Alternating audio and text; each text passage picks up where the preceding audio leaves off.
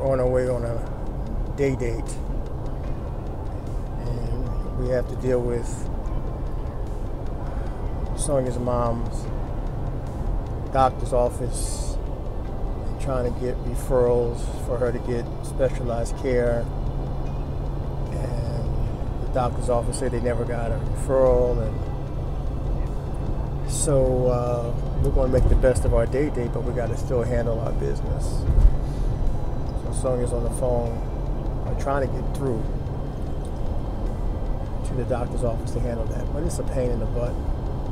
Yeah. It's just, it's like a never-ending. Yes, ma'am. Dr. Minnie's office, please. She's about to go in. Watch. She don't feel good either. Sonya doesn't feel good. And when she doesn't feel good and things are not happening, we're gonna learn today. We're not gonna let anything bother us, right? You know why? Why? Because today is a good day. Today is a good day. You can't resist. Come on. Today's a good day. I'm not doing it right now. My head hurts. A little bit. Just give me a little bit. Just. How you gonna stop? Just waking up. Come on. You like that thuggish side of me, don't you? You a thug, get man. Me to bring it out. Why you don't let me be my diva right now? I'm trying You are a diva. You are a diva. That's the sexy thing about it. If you go ahead and hit that and then go back to divish, that's what's up.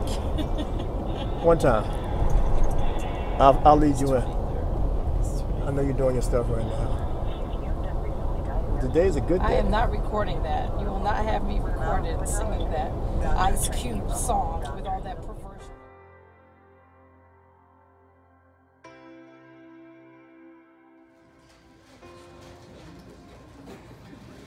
Good morning, everyone. Good morning. You good, Sonya? I'm good. Oh, yeah. What's up? What's up, Rob? You all right? Okay. All right. We're all set. We are just so spread out. Okay, we'll have to work the room. You're going to work the room today. I'm going to work the room. You know what? I don't think I have your attention yet. You know what? Today's a good day. Just waking up in the morning, gotta thank God. I don't know, but today seems kinda odd. No barking from the dog and no smog. And mama cooked a breakfast with no hog, and we gonna end it there. End it right there. Y'all told on yourself. We're going to end that song right there. Because it goes deep. Ice Cube. All right, y'all. Good morning. We have a lot of With all that perversion. The first part is not perversion. That's it. It's the first part. All right, I'll let you marinate, Miss Diva. We are pulling up to our day date at Bahama Breeze. If you don't know about Bahama Breeze and you live in the Atlanta area, whoa, you getting a drink? At 3 o'clock in the afternoon.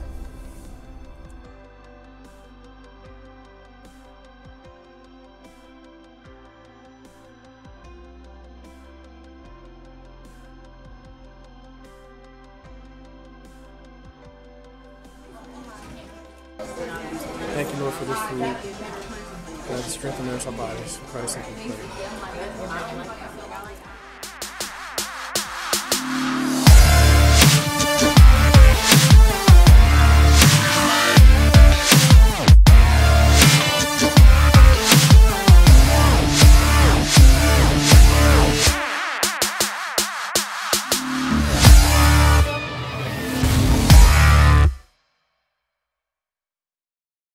Can We Talk? I'm Derrick. And I'm Sonya. Thank you for watching.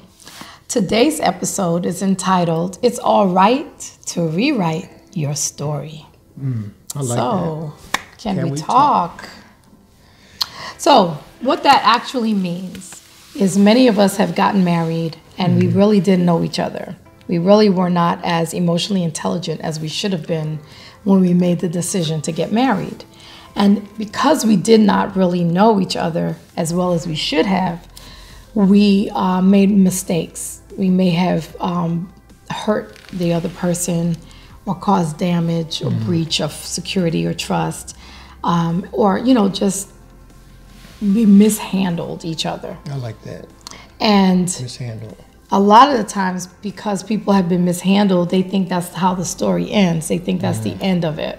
Right. And we believe that it's okay to rewrite your story while in your marriage so that your ending is a good one and it doesn't have to end in divorce. Yeah, and oftentimes people are not given permission to rewrite the story. True. I mean, as clinicians, we come and they come in and share the challenges that they may face, and we help them process and go back a little bit and heal the pain and heal the hurt. But very seldom someone says you have permission to start over. Right. You have Right. permission to rewrite your story, because we come into marriage with our own story. Right. I came into this marriage with my own story. It had nothing to do with Sonya. Sonya came into the marriage with her own story. And so we're saying it's okay to rewrite your story. But there's a process. Right. There's a process to rewrite your story. So we're going to spend a few minutes talking about, within the marriage, there's steps to really go to the core or understanding the person as you rewrite the story, because it's important to know what that story is of the other person, and then what the story is that you have put together in your marriage. Like, what is that story? So we're going to talk a little bit about that. Well, and you can't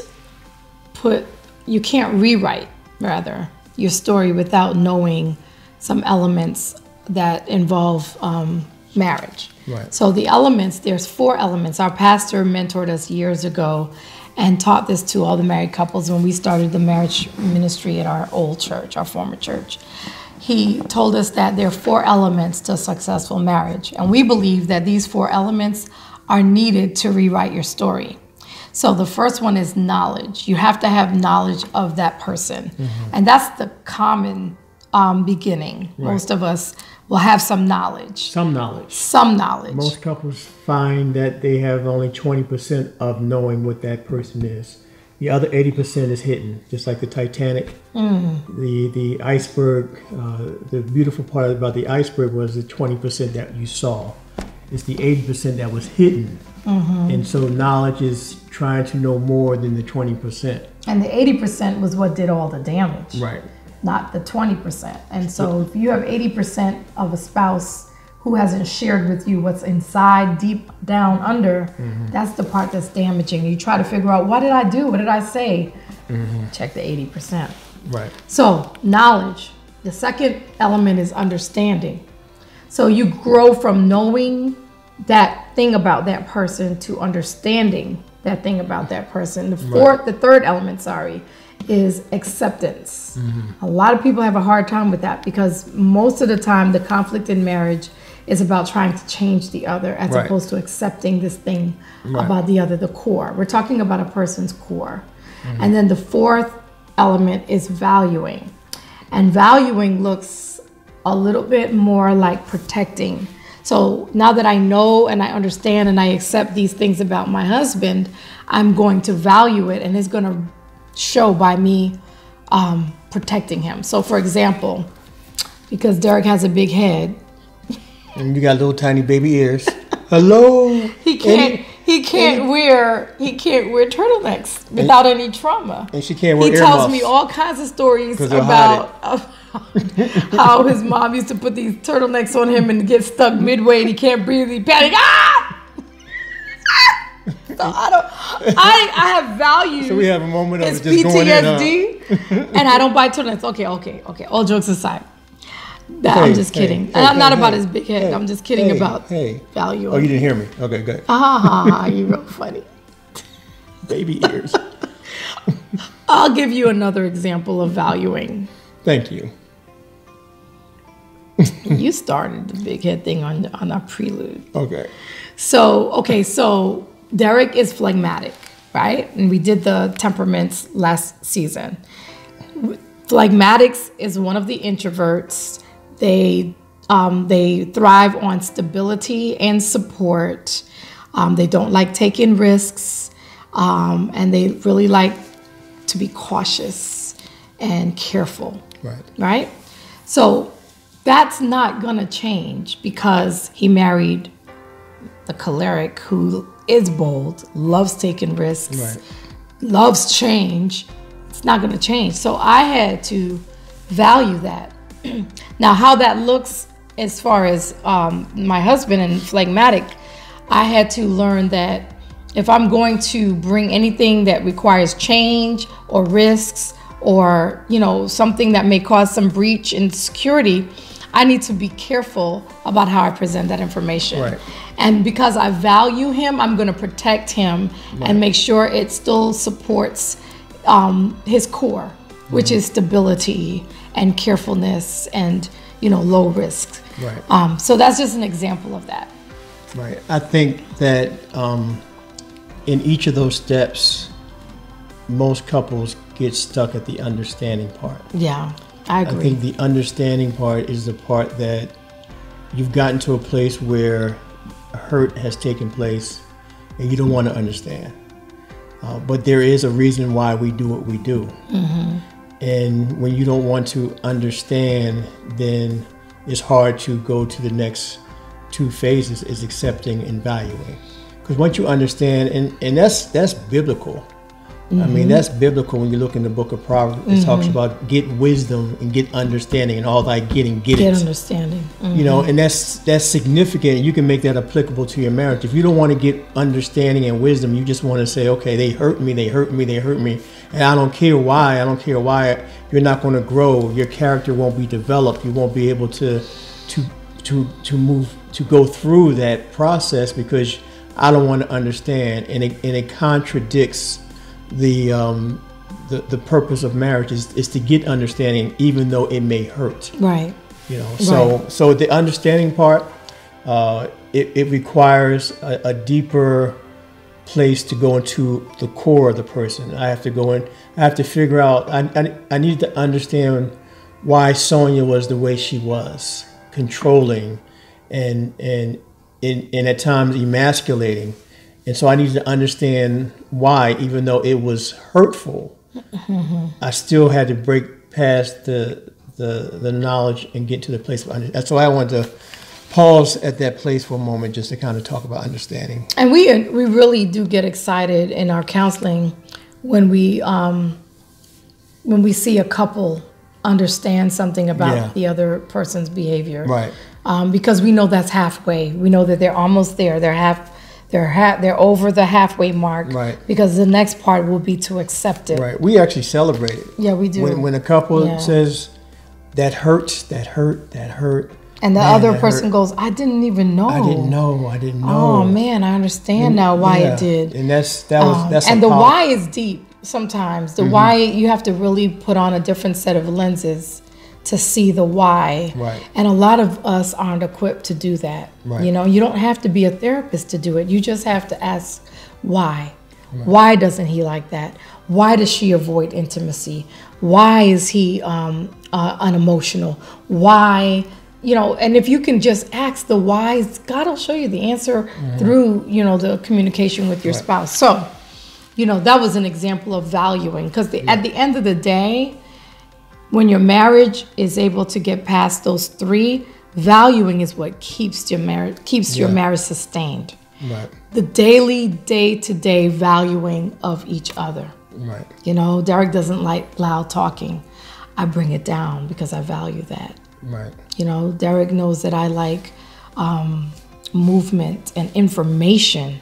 So he values that, and he prepares the information in his head because he knows the questions are coming. My brain be smoking. And a lot of us try to change that about each other, and not understanding that this is just their core. This is what they're made up of. And because I value that about Sonya, it goes against my gender, being a male. To have that detail. I didn't want to give that detail because it was just too much. But now I value that that's what she needs. So I go into detail, and I take a deep breath, and I say, here you go. And I give her the detail, and she says, Thanks. Got it. So it requires a paradigm shift and being selfless. So that's what it requires. So you can rewrite your story. Right. You can rewrite your story because you can decide from this point that you're going to follow the knowledge and the understanding and the acceptance and the value. You can actually make that your marital goals. You know, I'm going to seek understanding about this part of my spouse. I'm going to really ask God to show me why he or she does the things she does or he does. And so we rewrote our story years ago where, you know, Derrick's financial behavior was connected to an emotion. And I didn't know that at the time. And so I had one way of doing finances, he had another, and it really, really destroyed us financially. And so when we got to the why, we were able to heal from that and then rewrite our story, rewrite our story together, pay off creditors, pay off debts, you know, make sure we took care of our business and handled things and not responding emotionally to the situation from a spiritual perspective. So we did rewrite our story. We're still rewriting it. But we are, you know, where we could see how what we didn't know back then impacted, you know, where we ended up. Right. So go over the 4 again, real slow. Yes. Because this, you know, I'm being kind of facetious with Sonya, but it's so important that when we talk about this, you know, we want to really make sure you get it. So get your pen out, paper out, take a picture of it, pause, whatever you got to do. What are the four again? Rewriting your story requires you to have knowledge of your spouse. Knowledge of your spouse. It requires you to have understanding of your spouse.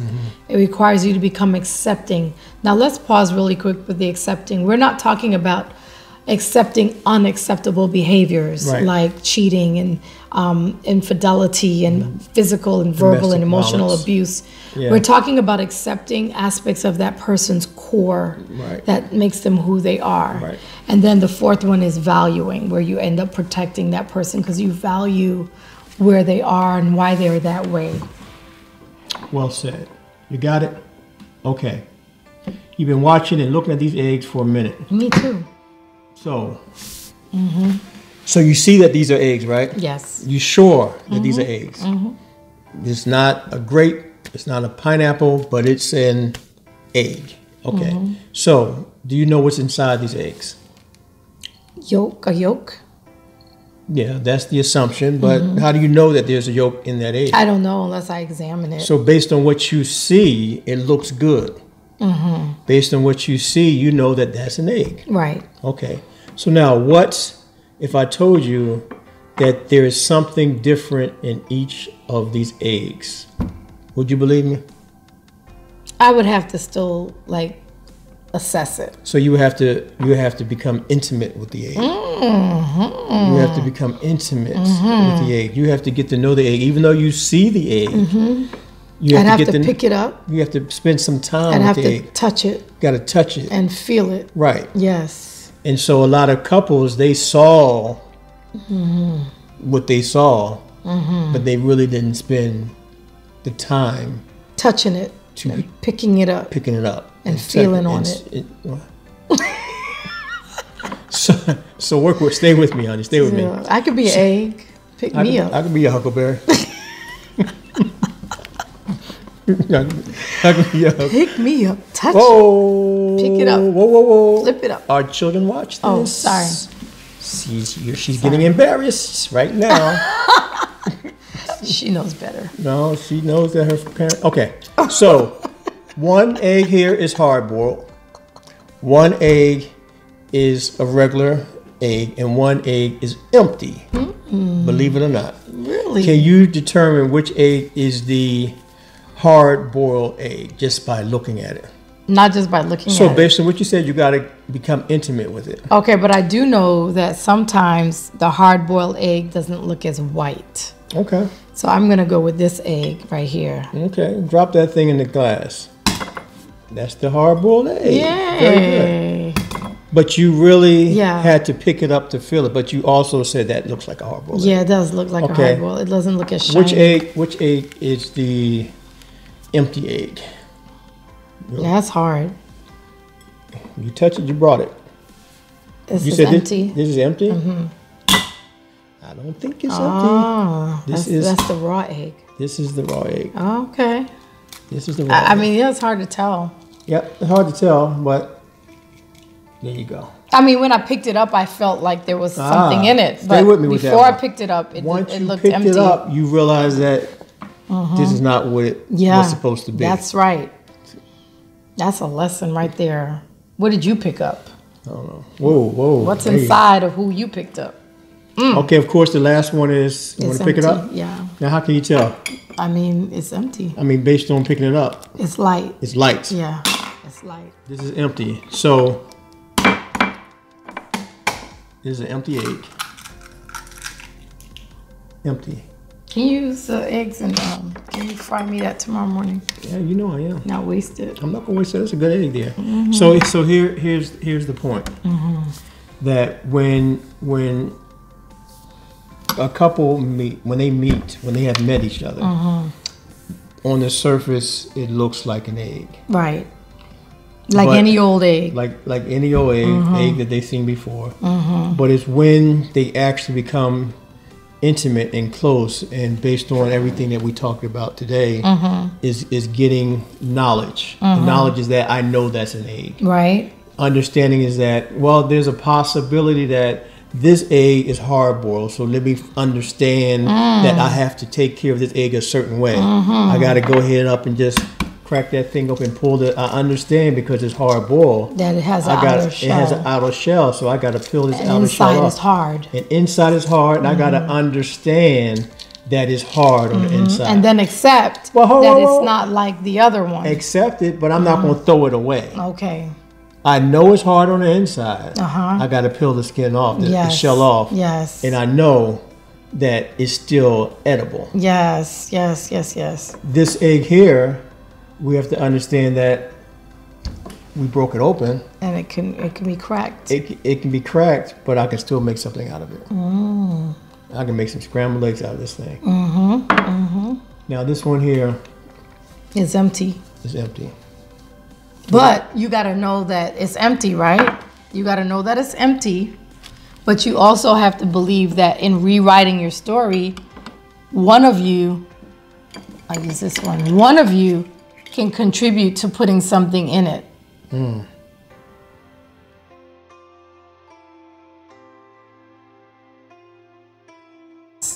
And can pour something positive into it so that it's not empty anymore. And this requires a lot of work.